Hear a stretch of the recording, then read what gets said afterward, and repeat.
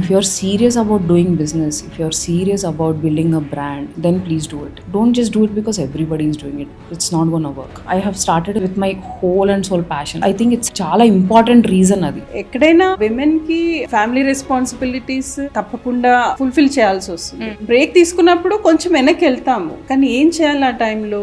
ఎంత వీలైతే అంత కెరియర్ రిలేటెడ్ ఆ స్ట్రింగ్స్ ని పట్టుకుని ఉండాలి. మనం బ్యాక్వర్డ్ అవ్వకూడదు. 3 పాయింట్స్ అండి any business: branding, marketing, sales.